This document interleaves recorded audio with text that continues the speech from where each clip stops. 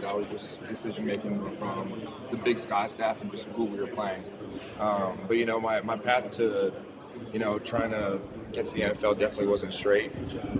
I wasn't planning on hitting the transfer portal at all. I was planning on actually staying at Cal Poly all 4 years, but the opportunity arose, and I just embraced the unexpected and just kind of ran with it. And every step that I took in that transfer portal was just trying to get me to that next step of the NFL and that development. And every decision that I made there was just for kind of the betterment of me as a football player. And then Ty Simpson, I think, said before, he called you like a Kittle-Kelsey crossover, and Coach Grubb maybe said you were Terrell Owens in one way. It's like, you got all these crazy comparisons. How do you sort of internalize that and not get a big head about it? And then, who do you feel like your player confidence? I definitely watch a lot of those guys' film just to kind of emulate my game after them, but words like that, like from Ty and stuff, definitely boost confidence a little bit, make me feel a little bit more comfortable helping him out, kind of being his security blanket, kind of being there for him. There was times where I actually got mad at Ty in games where it was like, I'm right there, dude, just throw it to me so you don't have to take the hit and stuff like that. I'm like, you're calling me your security blanket, you're calling me like your help, man, but it's like, dude, you got to use me as your help. But yeah, I watch George Kittle, I watch Sam Laporta, I watch Travis Kelce, all just kind of like for finesse reasons for their aggression, their point of attack, and I mean that's just somebody I try and be on the field. Josh, when you compare and contrast Nick Saban and Kalen DeBoer, what were you able to go ahead and take from both of these coaches? I've never played under Coach Saban. So I've always been with Coach DeBoer from Washington up until now.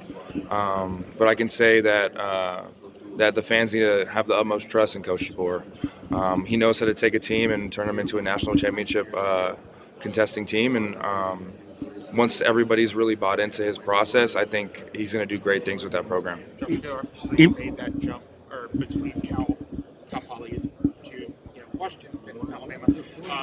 Alabama's getting a center from Cal Poly. Have you ever met Grayson or what kind of went into that jump or between levels, I guess? What worked for you? Yeah, I think this coaching staff does a great job going out into the country and recruiting talent. Yeah. And I mean, that's always something that I've figured too. Even out of high school, I went to a small little high school, and I never would have thought like I'd be playing Division I football just because of the exposure I'd be getting. But there's great coaches out there, and if you have the talent, they're going to find you. It doesn't matter if you went to these camps. It doesn't matter if you're a 5-star, 2-star. It doesn't matter. They're going to find talent. So when you think of, I don't know, like coming to Alabama, hearing the recruiting pitch of this is what life is going to be like, do you feel like that same, energy of like whether it's teams facing you, like we want to beat Bama? Do you still feel like that energy, that pride of what Alabama? Yeah, absolutely. Alabama's not for everybody. And once you step through those doors, you can feel that respect that you need to have. You can feel the standard that's set. And with the history that's behind the program, you have no choice but to kind of like be around success and be around the history of kind of national championships and SEC championships and things like that. So you'll still have guys, former players walking through the building. We have we have Chapman, we have Denzel, we have all those guys who are still with us, who are still showing us that standard and kind of getting on us during workouts, this and that. It's like, yeah, this is supposed to be 10 reps, but you should be doing 20 because that's a standard that's needing to be set. So when you were at Cal Poly, you said you planned to stay 4 years. Was the idea you're going to be there 4 years, you're going to come out as a dominant small school player, or what was the mentality? Exactly. I figured I'd go to a pro day somewhere else. We have a Cal Poly player playing in the Super Bowl, Elijah Ponder. Okay. He came out of Cal Poly, so and he's doing great in the league right now, playing for that Super Bowl. But yeah, I never thought about the transfer portal. I had no idea what it was going into college until my high school coach hit me up and he's like, "Hey, have you ever thought about kind of taking that route?" And I was like, "No, but I'll consider it." So. Was it something where you tried it just to see what would happen and like Washington pops up? Is it that Yeah, okay. yeah. I wasn't expecting big Pac-12 teams at all from the Big Sky.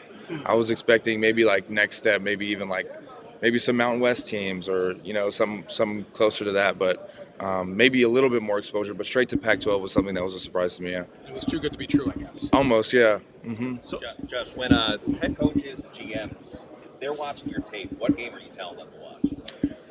From this past year, definitely Oklahoma. I feel like I had more of a chip on my shoulder that game, and both of them.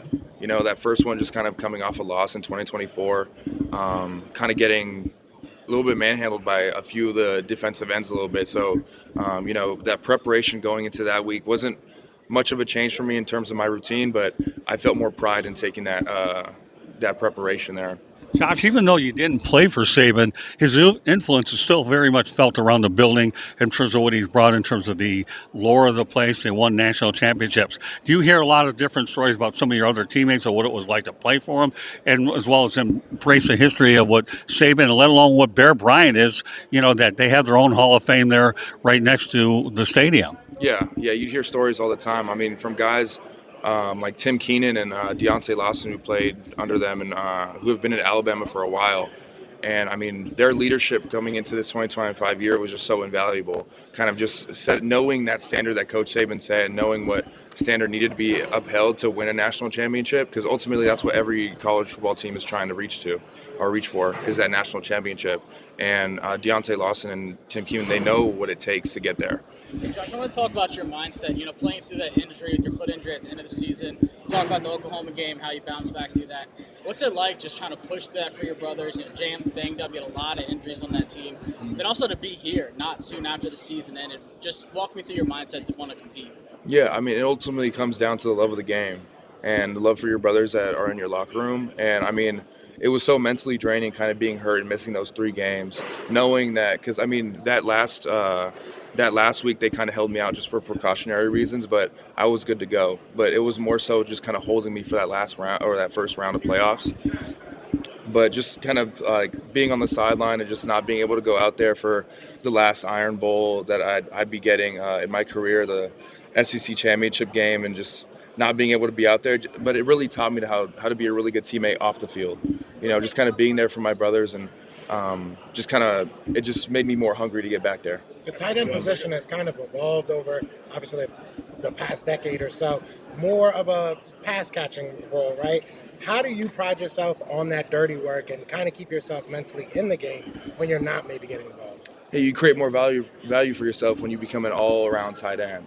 So if you're kind of just one-dimensional and just catch passes, and you know, you're probably not going to get as much development towards what you want to do. So going into that offseason, I took pride in a lot of my blocking just because I feel as though I'm a natural sort of pass catcher, kind of have that ability to myself. So it was more so pointed towards aggression and kind of getting off the ball and hitting somebody. Yeah. I'm sorry. No, you're good. You're good. I got a fun one for you. This is the halfway point between college football and the NFL, right? It's also the halfway point between college football 26 and Madden 27. And I've been asking people, what do you think your Madden rating is going to be? Man, I don't know. You know how they do rookies? I know how they do rookies. Man, and then seeing how they done Shador, oh man, J Mill. I know. What do you think it should be? Man, I hope it's in the 70s at least. But I know, considering being like a tight end, not much exposure out there in the college football world. I'd probably say like more realistically, it's like low 60s, maybe high 50s. I hope. So, shoot. I also throw like categories out. 1 through 99, you know, Madden works. What do you think you're going to land on speed? On speed? Dang. I give you 3. Speed, hands, and then a fun one is kick power.